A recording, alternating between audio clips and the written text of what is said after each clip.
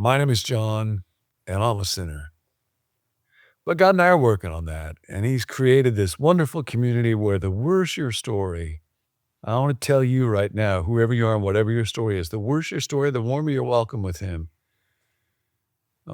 So we're on this journey together through the 12 steps, and we've done the hard work. You may be thinking about doing this, so fearless and searching moral inventory, and then admitting to God, yourself, and another person the exact nature of your wrongs. And now we move on to step 6, which is to become entirely ready for God to remove our defects of character. And we'll start looking at this step by just considering what are defects of character and why would it be such a good thing to become entirely ready to have God remove them.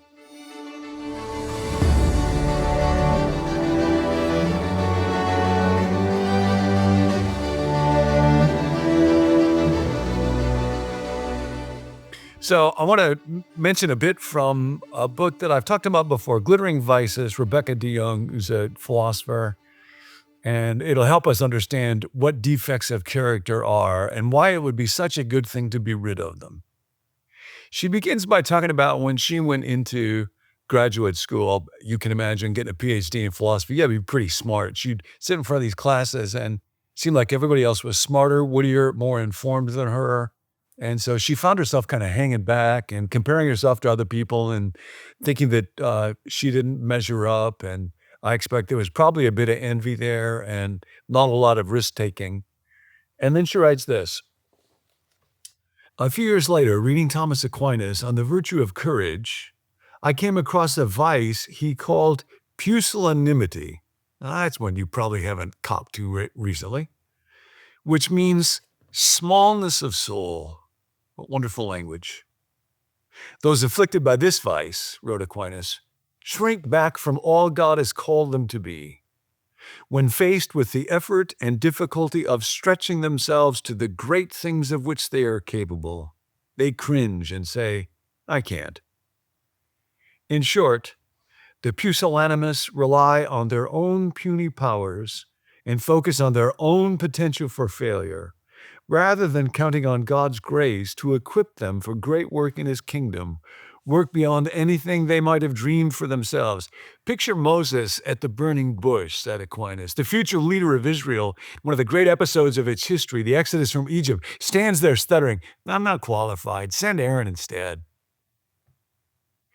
Reading Aquinas' account of the vice of pusillanimity was like looking at myself in a mirror for the first time. Now, this is what we do when we begin to get entirely ready for God to remove our defects of character. I had a name for my problem, one that made sense of my anxieties and struggles, because defects of character, it's not just simply that I choose to do bad stuff because I want to be bad. Most of us don't particularly want to be bad, but it flows out of, is mixed in with our anxieties and our struggles and our desires in ways that for which we are accountable and yet are deeply embedded and woven into us. At the same time, the biblical portrait of Moses presented inspiring evidence that God's power and grace can transform even or especially the weakest and most fearful of us.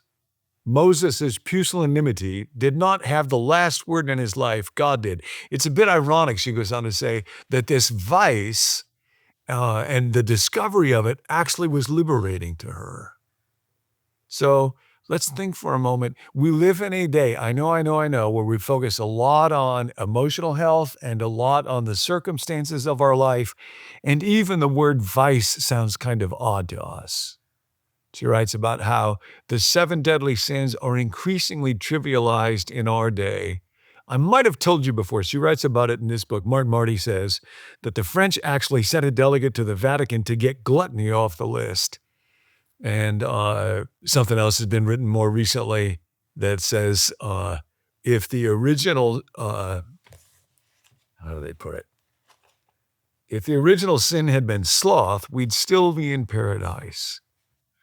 And so we tend to trivialize vice, but actually it's the ultimate issue, the ultimate problem for us, that something has gone off with my character. Here's how Rebecca defines it. A vice, or its counterpart, a virtue, first of all, is a habit or a character trait, defects of character. Unlike something we're born with, such as an outgoing personality or a predisposition to have high cholesterol levels, virtues and vices are acquired moral qualities. We can cultivate habits or break them down over time through our repeated actions, and thus we are ultimately responsible for our character. So let me pause here for a moment, talk about this. Uh, in our day, particularly in the field of psychology, which is the field that I was kind of trained in, it's very common for people to talk about life, human beings, persons, as the products of two forces, nature versus nurture. And very often there will be big questions: how much of a person's temperament and so is a result of their nature, and how much of it is a result of their nurture. And it's quite stunning and deeply problematic to me that even a social science like psychology will often restrict its conversation to these two dynamics and neglect to mention a third one, which is me. I am not just the pawn of my genetic predispositions and my parents and teachers and boss. And so I make decisions, I make choices, and they get hardened and they become habits, and my habits become my character. And that actually is the most important force in our lives. And that's why Rebecca says that it's actually a liberating thing when she found a name that could diagnose, oh yeah, this is part of the problem. Because if it's not just nature and it's not just nurture, then there's something that I can do and that God and I can do together. And this is the invitation that we receive from Jesus. And so Paul writes to the church at Corinth, one of the great passages in the Bible, Corinthians chapter 3. Therefore, you must put to death or put aside or take off anger, rage, malice, slander, filthy language from your lips. Stop lying to one another. Again, just in the field of vice, there was a Christian psychologist died a few decades ago, William Backus, and he wrote in his book, Telling Ourselves the Truth, the average person lies, deceives, body language, and so on, 200 times a day. Now, if you live to be 80 years old, give yourself 10 years off before the age of innocence or so. That's over 250,000 lies in my one stinking lifetime. So if I could just cut it down a couple lies a day, I will be moving in the right direction. And what a horrible thing it is to go through life deceiving, and yet I struggle with that. Stop lying to one another, for we have put off the old self with its practices, Paul says, and put on the new self, which is being renewed in the image of the knowledge of its creator. In him there is neither slave nor free, Jew nor Gentile, circumcised or uncircumcised, barbarian or Scythian, but Christ is all and in all. Therefore, as God's beloved people, holy and dearly loved, clothe yourselves with gentleness, kindness, compassion, and so. So that's the invitation. So I want to read for you some character defects. If you've been kind of going on this journey, beginning to think about or even entering into the steps, you might be getting a sense of this. But as I read through this list, just think, what would be 3 or 4 character defects that you most struggle with? Here we go. Resentment, anger, fear, cowardice, self-pity, self-justification, self-importance, egotism, self-condemnation, guilt, lying, evasiveness, dishonesty, impatience. If you're thinking, would you just get done with this stinking list? Impatience, probably one. Hate, false pride, phoniness, denial, jealousy, envy, laziness, procrastination, insincerity, negative thinking, immoral thinking, perfectionism, intolerance, criticizing, loose talk, gossip, greed. And you might want to add one or two. Just allow God to speak to you for a moment. What are a few that you struggle with? And the invitation is to put those off. Now, that doesn't mean just start working harder at stuff. The invitation for today will just be, I have open eyes and take a look. But here's what's really important. We don't want to just have things removed. We want to enter into a new way of living. We want to put something on. I'll note one more little passage from Rebecca's book, Glittering Vices.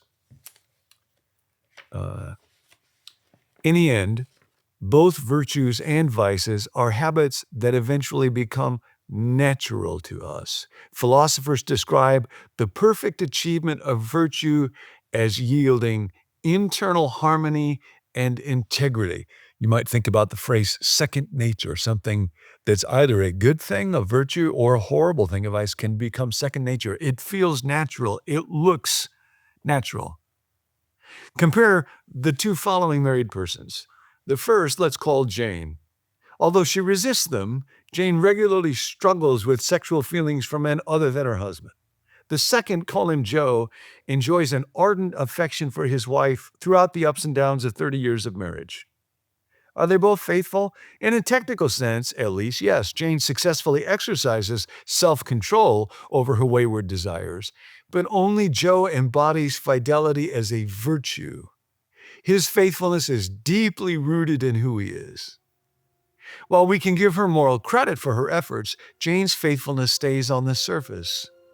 It is the uncomfortable voice of conscience countering her adulterous inclinations and keeping her actions in check. By contrast, Joe's desires are in harmony with his considered judgment. Who wouldn't rather have a spouse with Joe's fidelity than Jane's self-control? If we were to get to the end of our marriage and Nance were to say, yes, I stayed faithful to you, but man, it was by the skin of my teeth every day I really wanted. It was really hard. It was kind of a miserable, we want to be people, and we want to be with people who are not just white-knuckling, battling desire that's what they would always want, but become people who actually want to be loving and to be joyful and to be faithful and to have integrity and to be truthful. That's what we want. So that's the invitation. And as I come to want that more and more, to be this and not to be this pusillanimous little person, then I am moving towards becoming entirely ready.